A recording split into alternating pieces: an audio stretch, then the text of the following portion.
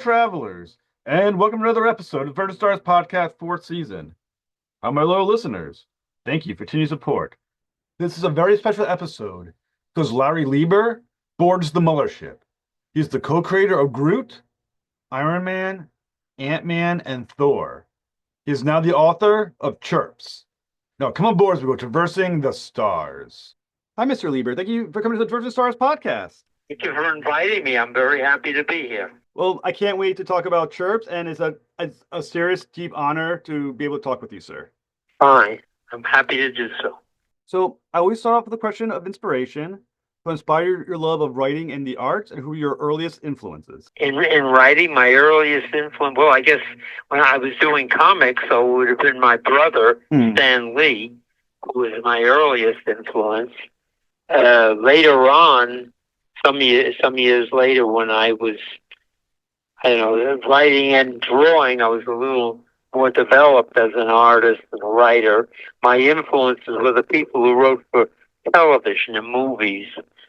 I guess the biggest influence, or the person I most admired, was Sterling Silliphant, and then Rod Serling. Those two. It's interesting. My father loves Rod Serling. I hear, listen to his stories about his work, and I think that's incredible that you're a fan as well. Oh yes, most people did. His series, The Twilight Zone, was very popular, and he was just amazingly good. I mean, he could zero in on something. He always reminded me of a prize fighter landing a knockout punch with almost every line. It was this really hard hitting and right on the money. He was very good. Silliphant, I thought, was a very intelligent man, or from his writing. I never met the man himself. And I just admired him. I used to write down lines of dialogue that he would write just for inspiration, And, well, they're both gone now, and it's too bad. Well, you've had such an amazing career yourself. You've co-created some of the most beloved fictional characters like Ant-Man, Thor, Groot, Ironman.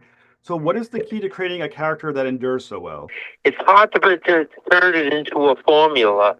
I did it with my brother is the one who, came up mostly with the characters, with the superhero. I wrote the first script from his plots, his ideas, but he was the one I co-created, that you would say, and he came up with them. And I guess you come up with things from the past. From others, you build upon it, and you just pick what wasn't there. When I wanted to write my story, the one I'm just trying to sell now, Chirps, I wanted to pick a character with certain powers, and I wanted to pick something unusual. And Marvel had made so many characters over the years that I wouldn't have managed to read them all and do research. So I picked the most unlikely character I could think of. And I figured nobody in Marvel would have done this. And I went ahead and I made him, I picked a parakeet.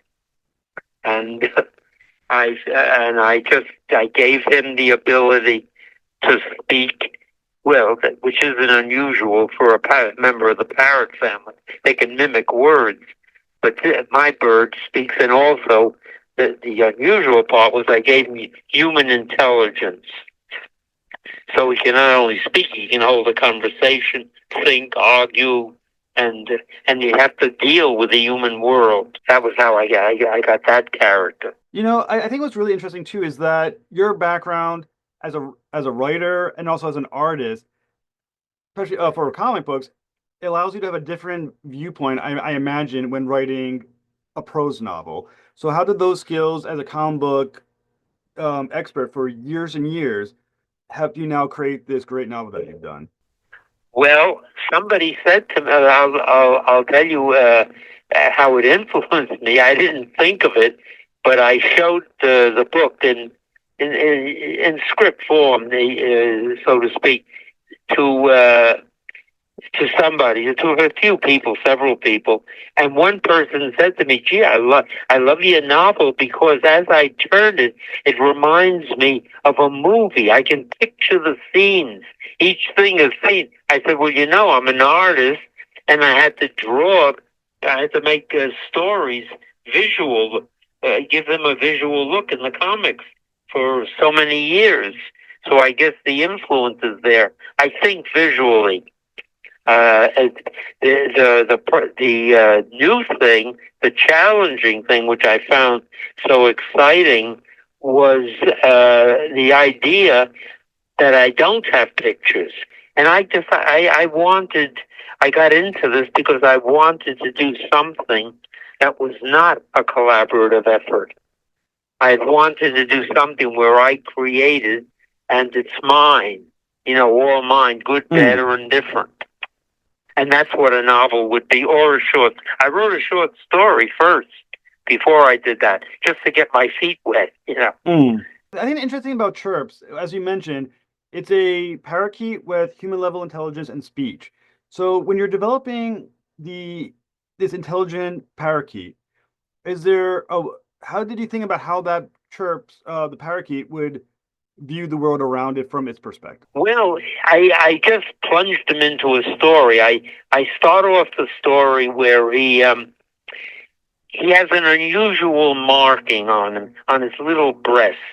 He's got a blotch, a little blotch with a star in the middle of it. And I thought of other characters in it. My main villain was a guy named Rafferty, who's a poacher, and it begins in Australia, where they have parakeets. That's where they originally come from, and the ones in the United States are bred here, house bred or something. But in Australia, they're native to the wild.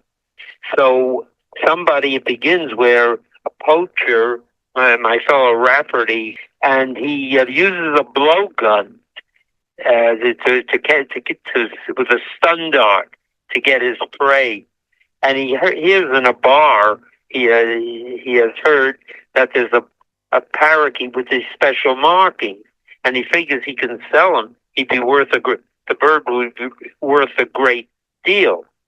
So he tracks him down, and the story begins where he's hiding in the bush about to shoot the dart at the bird, and he does so.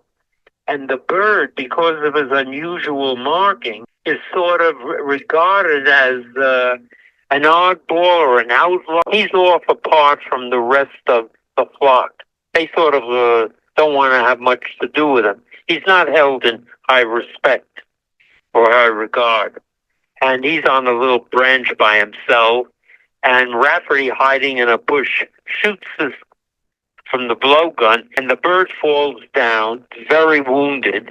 And Rafferty, before Rafferty can go to retrieve the bird, the rangers in that area, the Australian rangers, spot Rafferty and come after him, and Rafferty tries to flee, but they capture him. He's arrested, and he's put in in jail for a while.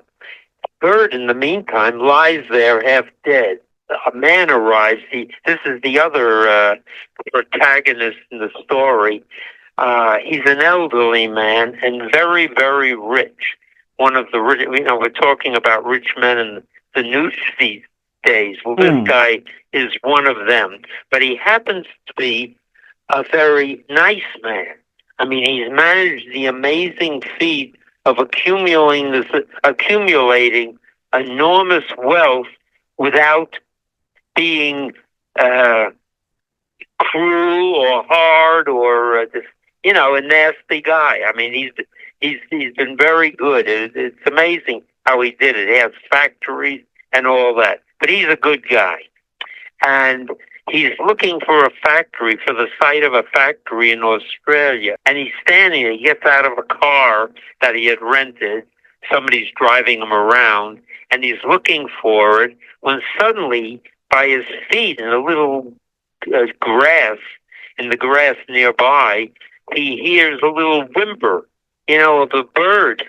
And he looks down, and there's the bird, and he's half dead. And he looks down, he sees the bird with a dart in him, he picks him up, he rushes to the car and tells the driver, take me to a vet right away, And the driver does so. And the doctor manages to save the bird's life. This man, Hedgeworth, I gave him the name Hedgeworth because I always take a lot of care with names. And in this case, I wanted to play against type. Normally, somebody whose name has hedge in it, I would make a villain. Thinking of the people with the hedge funds these days. But here I make him the hero. He's a good guy. His name is C. Morton T. Hedgeworth. And he decides he wants to bring the bird home. And he lives in Glen Cove, New York. And because for some reason he looks at the bird and the bird looks at him. He saved the bird's life, and he feels he's almost bonding with the bird. So the bird, he likes the bird very much, and he arranges they take the bird home. He flies home, brings the bird with him. He doesn't train the bird to do anything like people who train a parrot. He doesn't believe in training. He in a way has respect for the animal, and he doesn't want to use him in that way. So he names them, and he calls them Chirps. I do like the name. It's a very cute name. Yeah, it is. So actually, the name of the book, you can take it two ways. You can take it, that's the name of the bird, and you can also make it a generic thing and say it's generally a book about a bird. Then one day, and the bird is close to him, and when he says something, the bird answers him, makes a comment. That's cool. And the guy can't believe it. All of a sudden, the bird is speaking. So he says, what? And he he carries forth with this. He makes another comment in relation. The bird answers him again. And he realizes the bird has intelligence. Well, he can't believe this thing that's happening. So he has a groundkeeper. And he says, listen to this. And the groundkeeper hears it, and he's never heard anything. So they realize they have something valuable. But he also realizes that this could be bad for the bird, because we live in a world that's very suspicious. And he's afraid if anybody finds out that he's got a bird that speaks like this, they're liable to want to investigate further, even governments. I mean, how the people, which is what happens when word does get out. I think that's interesting, the fact that you mentioned how humanity immediately fears Chirps because it's different, because it's unique. How does Chirps feel about the response that it received, that fear response? In a suspicious world, they would react not to anything new, but to a bird that can suddenly do that. They may think that today, with artificial intelligence and people being able to make drones and this and that, it wouldn't be too difficult. They might think that maybe some government has made a mechanical bird. And a bird, if the government created a mechanical bird, it would be a bird in disguise. Normally, you wouldn't be able to tell it from any other bird. But it could be picking up information, it could be spying, it could be transmitting the information to another entity, Yeah. I mean, and it could get into places that no person could. And if it's as small as a parakeet, which is about 6 inches long, including the tail, and weighs an ounce and a half, I mean, it could be hiding anywhere. You'd never know it. So how does Chirps feel about humanity knowing that they fear his different? He doesn't like it. And he doesn't, as a matter of fact, he does give a little speech there at some part where he meets, well, there are a couple more characters here. When Well, a few things happen. I don't have to go into it all. But at some point, he leaves. See, Morton is gone. He's lost in the jungles in the Amazon. Went looking for a site to build a refuge for Chirps, and his plane was crashed. So he's out of it for now. He'll come back later. But Chirps.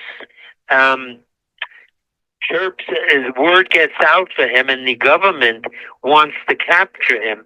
So Chirps decides he better get away from there. He feels a better place to be is in the city. In New York City, there are more places to hide. So he leaves the estate and goes out on his own, and he gets to the city, and he hops into from one thing to another to get there. He doesn't want to fly; he'll be seen. He hops into a car, then a truck, and people don't see him. He gets to the city, even meets a little sparrow who becomes an important figure there, who becomes his friend, named Harold the Sparrow. And he learns that the pigeons here in the city, the pigeons here are being terrorized by the hawks. And at the time I started this, or I was writing the book, we had a lot of publicity about red-tailed hawks here. I don't know if you recall it. Since Chirps is a seed eater, it's almost like a Western, the cattlemen and the sod busters, Yeah. The hawks eat meat. They eat other birds. They're predators. And Chirps is a seed eater, so he sides with the pigeons. And now the pigeons have somebody who can help them. Mm. So he gets them. I won't tell you how. I'm giving the whole book away. Mm. But he does something with the pigeons. He shows them how to fight back, sort of like the general. They do, and they drive the hawks out of the city. And once he does that, the whole word gets around the whole bird world, and he's sort of regarded with high respect. Whereas when the story opened, he was sort of he's an oddball with the blotch, Mm. So now the whole world respects him. Look what he did, save the pigeons, and the pigeons respect. And then he meets a girl who's the daughter of an FBI agent who came to the house. That's right. He escapes just when the FBI comes there. They want to capture him. He meets her daughter, her name is Emma, the daughter of the FBI agent, whose name is Alice. She meets Chirps. She goes up there with a sign. Anyway, she meets him and they talk, and she asks him, she gets his attitude, and he tells her something. His attitude is that he's not looking for trouble. He's just a bird, but he's certainly not going to let himself be captured. I mean, he shows spunk. He'll do everything he can to avoid capture because he figures if they capture him and examine him, they'll dissect him and he'll never survive the examination. And he's not about to go gentle into that good night. Hmm. I do have one question about Chirps. He's extremely intelligent. Does the story eventually reveal how he managed to become so smart? Well, in a way it does and doesn't. And they do reveal how. I leave it a little bit of a mystery. I do have another question about Emma, because she sounds very interesting. So Emma, being a young girl, why does she not fear what Chirps could be the way the adult humans do? Emma is different. She's a little genius, and she's different from her mother. Her mother is a good woman who's an FBI agent, and turns out to be the daughter of Rafferty. She's the daughter. She doesn't like Rafferty because he left the family years ago. The mother came here to the States from Australia, and they became an FBI agent. Emma is a little more generous, and she's open to things. And she's a very unusual girl. She's a genius. For instance, Emma, and this the mother tells her again, the thing, don't tell people, because people don't like what they don't understand. Even the mother says that.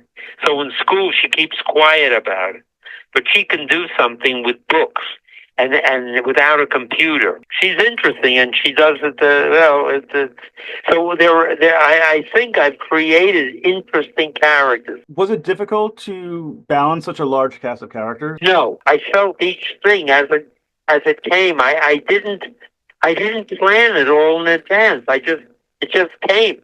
I wrote it the way I've read that some writers write, where they let the characters write the story, let the characters take them where they want to, and I did that.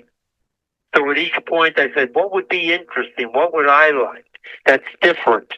I want to make it different. I don't want to do the same thing which you would normally have. Well, at least I got a chance to read it. I received a copy to read, and I thought it was terrific. And like I said, I enjoyed the tone of the story. I enjoy the character of Chirps and the uniqueness of him. And I like the bigger ideas that it presents. Like I said, because I always thought about the idea of, once again, the character of Chirps and what that could mean, and why people respond to Chirps the way they do. And I thought that was fantastic. Well, good. Thank you. For everyone who's going to be listening to this interview, where and when can they get their hands on Chirps? Danny would know. I think it's supposed to be in April soon. It would be on Amazon, I believe. I think it's very cool. How did it feel, or how did you? Because I assume you got your copies yourself so far, to hold your novel in your hand. Oh, it felt very good. I liked the cover of it, and very nice. And I was drawn to read a couple of parts myself. I forget things, and I forgot what I had written, but I was reading it with a fresh eye, some of it. There's some I like the parts. There's a little philosophy in the discussion, which are brief, between Chirps and Hedgeworth. I like those things. Mm. And at the end, when I won't tell you the end of the story, but one person who was in comics said he was reading it, and he didn't think it would end the way it did, or something. He thought it would be different with some of the characters, with Rafferty, but I just thought it held my interest writing it. I enjoyed it very much, and I remember I said to my life partner at that time, she's no longer here with me and died, but when I was writing it, I remember saying to her, I said, in all the years I've done comics, I've never enjoyed anything as much as this. And I guess I enjoyed it because it was mine. It was my creation. When I started out as a young man, I wanted to do something creative. And I thought I wanted to be an artist. When I say I thought I wanted to be I mean like a fine artist, a fine artist, or maybe an illustrator. In those days, illustrators were very, important. There were many. Today, so much of it isn't illustration and it's mechanical. Anyway, I wanted to do it, but I said I also wanted to live and live nicely, earn a living. And you're not gonna. And fine artists don't earn a great living. I didn't want to be the guy in a garage. Yeah. So sometimes when you try to compromise, you end up with neither. I had different jobs, and along came the Korean War. I was born in 1931, and at the time of the Korean War, I had to go in the service, and I had been going to an art school, Pratt Art Institute, and studying illustration, but I had to leave before I really learned how to paint. I knew drawing somewhat, and I learned. So I went into the Air Force. I joined the Air Force, and I was in it for 4 years. And 2 of them I spent on Okinawa. And when I got out, I I again tried to study art. I wanted, painting, and I was studying with a very good teacher, and but he had a course like you have 10 steps, let's say, to complete finishing a painting. I was on up to step 4 or 5 when I had to quit. I had to give it up and go earn a living, and that's when I started working in comics. And my brother offered me writing, and I was living in a little furnished room in Tudor City, in Manhattan, and he said, "Yeah, I'll give you writing." I had never thought about writing.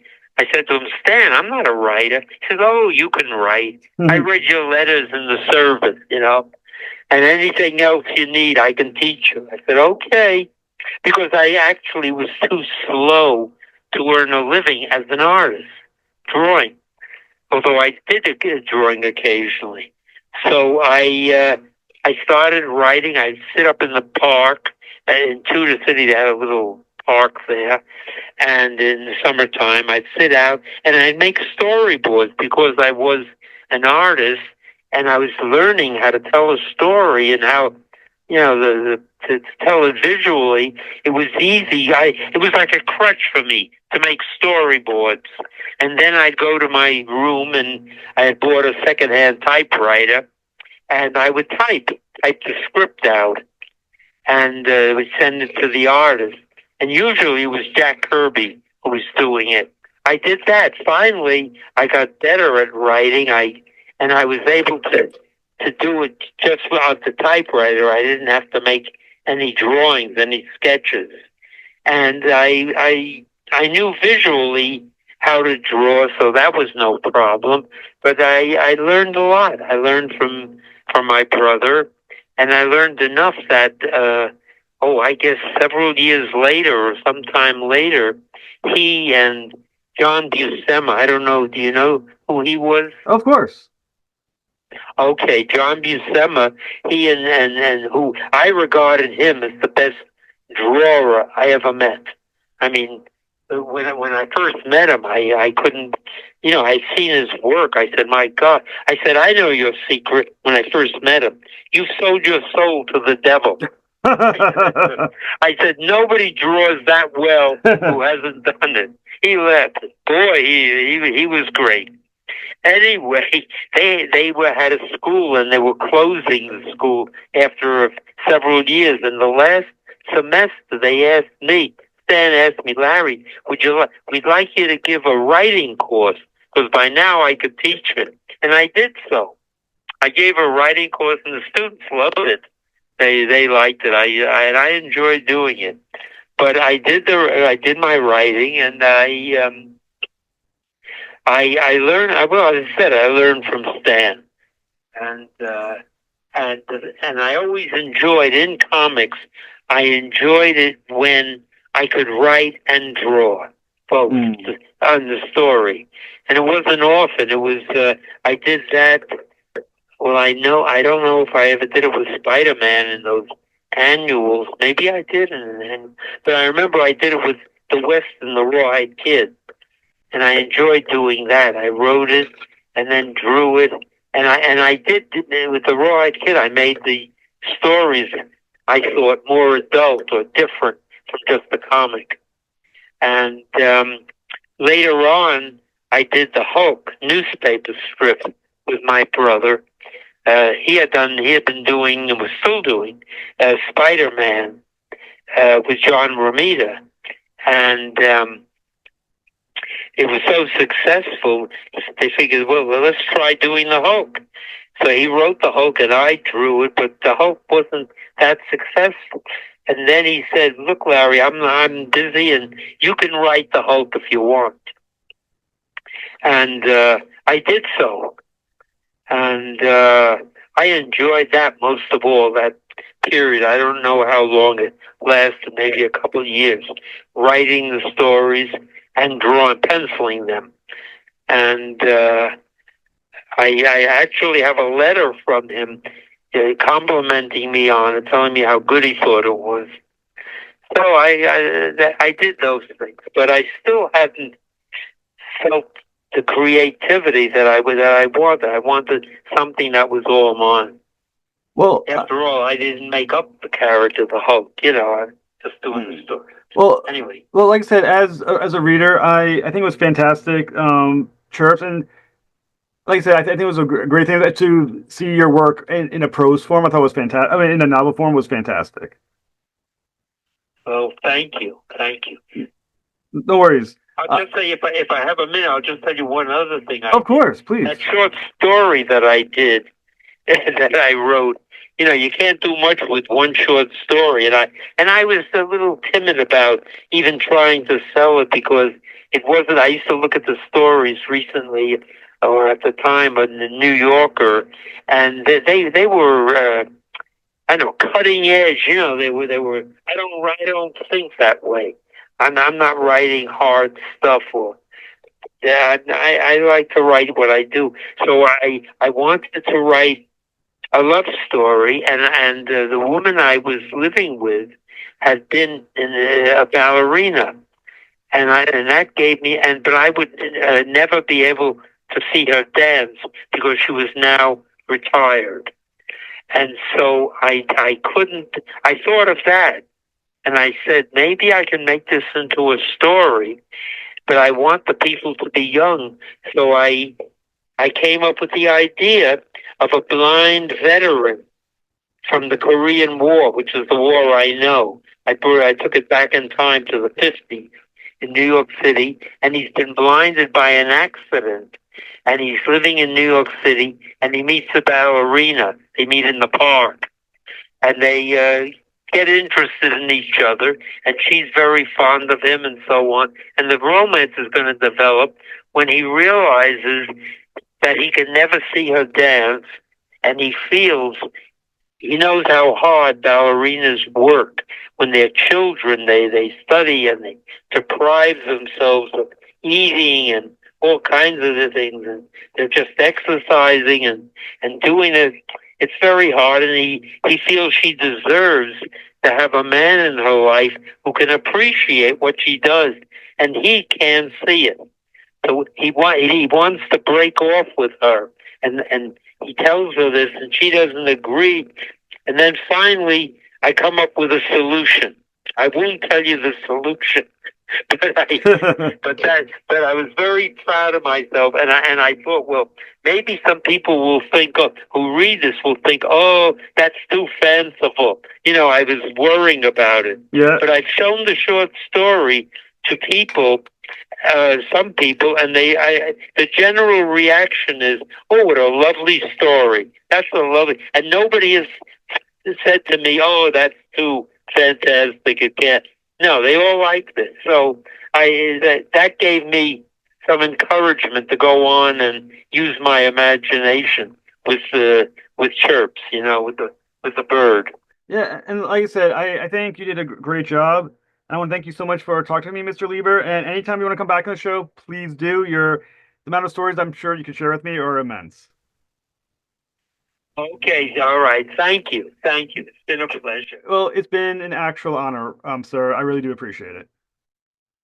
Well, it's kind of you to say that, and I thank you for the opportunity to speak my piece, or to say things. Well, I wish you a very good night, sir. And when it goes live, I will definitely link it. And in the show notes, we're gonna put all the links to your to Chirp so they can find it on Amazon when it comes out. And once again, thank you so much, sir.